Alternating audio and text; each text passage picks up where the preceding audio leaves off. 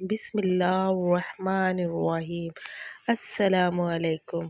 آج کی کہانی ایک گاؤں کے نائی پر ہے۔ ایک طویل اور جذباتی اردو کہانی گاؤں کے نائی پر، جس میں گاؤں کی سادہ زندگی، نیکی، قربانی اور انسانیت کی عکاسی کی گئی ہے۔ گاؤں کے نائی ایک طویل، سبق آموز اور جذباتی کہانی۔ چھوٹا سا گاؤں تھا نور پور۔ چاروں طرف ہریالی، کنویں، مٹی کے کچے گھر اور سادہ دل کے لوگ تھے۔ انہیں ایک شخص تھا، نام تھا کریم نائی۔ لوگ اسے کاکا کریم کہتے تھے۔ سفید داڑھی، دھیمی سی مسکراہٹ اور ہاتھ میں ہمیشہ استرا اور کنگھی ہوتی۔ کاکا کریم کا حجامت کا کام گاؤں میں مشہور تھا، لیکن اصل وجہ شہرت اس کی نرمی، خلوص اور دلوں کو چھو جانے والی اس کی باتیں تھیں۔ وہ ہر گاہک کے سر پہ تیل لگاتے، دعائیں دیتا، بچوں کو پیار کرتا اور بوڑھوں کا خاص خیال رکھتا۔ کئی بار پیسے نہ ملنے تو وہ خاموشی سے مسکرا کر کہتا، اللہ دے گا بیٹا۔ کریم نائی کا ایک بیٹا تھا، رفیق۔ پڑھنے میں ہوشیار تھا، لیکن غریب باپ کی کمائی اتنی نہ تھی کہ شہر بھیج کے جا کے پڑھتا۔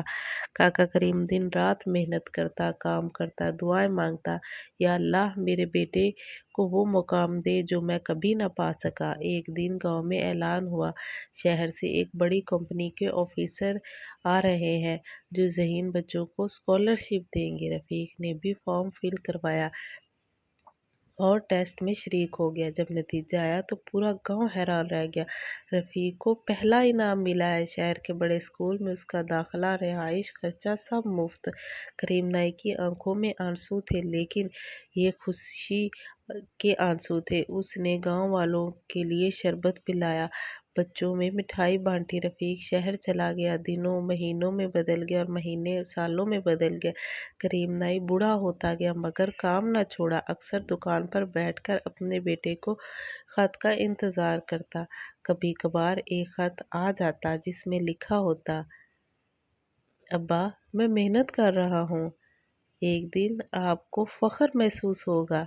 پھر وہ ایک ایسا دن آیا جب گاؤں میں شور ہوا، ایک بڑی گاڑی آئی ہے شہر سے، کوئی بڑا آفیسر آیا ہے۔